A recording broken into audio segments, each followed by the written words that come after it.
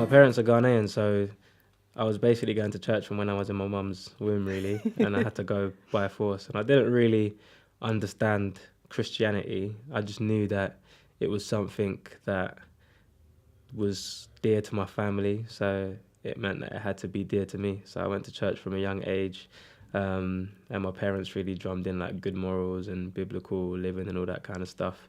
And even though I didn't really understand it, I just kind of went along with it, and I'd pray to God and stuff like that, but not really have any depth behind it till a bit later in life. And just because of that, I started to get into the wrong crowd on my estate because I grew up on a council estate, and I wasn't really like a gangster or anything. But you know, like the guy that thinks he's a gangster, but everyone can tell that he's not really. So I used to hang around with some quite naughty people, and they would always do like naughty stuff, but I'd be too scared to do it.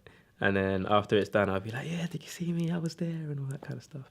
So you're And then kind be of on the like, fringes of a yeah, bad crowd. I was on the fringe. I was always like really cheeky, but never really naughty. So I'd get in loads of trouble at school just for silly stuff like, don't know, getting into silly fights or calling people names and that kind of stuff. And my youth leader at church found out about how I was behaving, and he said to me, he didn't really give me good youth leader advice, but he just said, look, if you want to be a gangster, then you got to be the best gangster you could be, otherwise you're wasting your time. And if you want to be a good kid, then you got to give your all to God. And like he kind of taught me about the true meaning of Christianity and what Jesus did for me and stuff. And then I made up my mind. I said, I'm too scared to be a gangster, so I'm just going to be a Christian. I mean, that youth leader in a way was taking quite a risk by giving you that kind of Yeah. ultimatum, wasn't he? So he must have had some insight to your character. Yeah, like he knew me. He known me for a few years, so he knew that if he said that to me, it was more of a scare tactic. He's saying stuff like, you can be a gangster, you can get stabbed and you could die and stuff like that. And I'm like, oh, no, I don't want that to happen to me. Because those were the things that were happening to some of the people that I knew on the estate. So I knew that if I carried on, I could potentially get into that kind of trouble. But thankfully, I made the right decision. And I think my family had a lot to do with it as well, because we didn't really have much money. My mum had like 2 jobs and stuff, and like she'd come home and proper look after us and cook for us and then go out again to work. And I just saw how much of a struggle it was for her. So I didn't want to add to that by bringing drama to her doorstep. Do you know what I mean? So I think that was more of an incentive for me to try and get on the straight and narrow, because I knew that it would mean a lot to my parents. I mean, you say you were too scared to follow the gangster route, but actually there's a huge amount of bravery involved in turning around to that crowd and saying, well, I'm now following Jesus. Yeah. How did that go when you started to tell the people that you hung around with about your new renewed faith? I think when I was about 15, I got to the point where I'd been bullied a little bit in school before. So I was at the point where I literally had enough and I didn't care what people thought of me. So like can you see this gap in my teeth? Before I got braces, like it was massive. Like literally you could fit through the gap in my teeth. That's how big it was. And every time we would get the train to school, like the train announcer would be like, please mind the gap. And everyone would just look at my teeth and start laughing. And I got really skinny legs as well. Like my ankles are just like, I don't know, stick it up, like proper skinny, yeah? So one time I'm just walking through my estate to the bus stop, and then I just hear, oi, chicken legs. And then I just turn around and they're just laughing at my legs, calling me chicken legs, because chickens have got like proper skinny ankles. So I dealt with that for a few years, but it made me like a stronger person. So when I decided to become a Christian, I was at the stage where, do you know what, people have laughed at me literally for the last few years, and they're going to laugh at this, but I don't care, because I know it's the right thing to do for me at this stage in life, and the people that are my true friends won't mind. So I told my friends, and I think they were cool, but they were cool because they thought it was like a phase and that would snap out of it. But then a few months had gone past and it happened. So I didn't go back, and they were cool.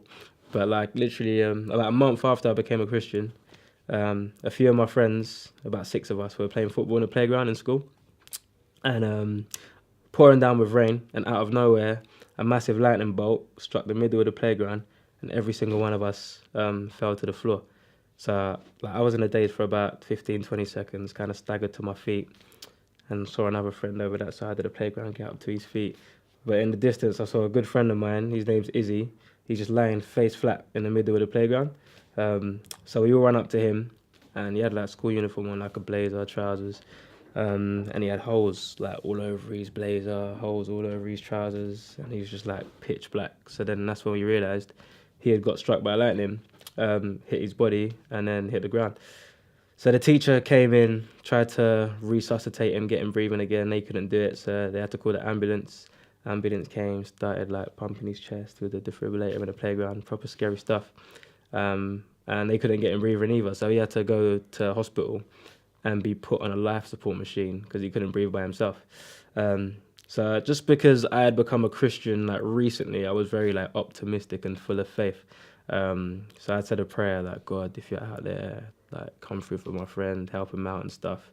And I think for my friends, they were obviously struggling with it as well because it was very, I don't know, it was just like a big shock at that time. That sort of thing doesn't happen every day. Yeah, exactly. So I think my faith actually helped them at that stage because no one really had a lot of faith back then. So it actually came to be used for my benefit.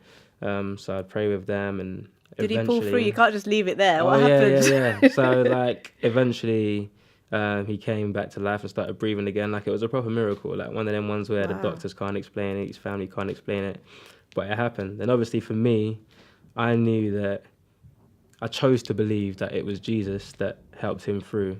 And I think that my friends seeing me pray about it and him being okay was a testament to them as well and the God that I believe in. And obviously people will say, oh, it's just a coincidence or whatever. But I just say, look, there's been situations in my life where it's not always been a happy ending, where I've lost people that are close to me. But I just know that having faith is like a light at the end of the tunnel for me, and it makes me a stronger person. And it's better than just giving up and having your head down in the dumps. Tune in to the Profile interview in association with Christianity Magazine every Saturday at 4 p.m. only on Premier Christian Radio, where faith comes to life.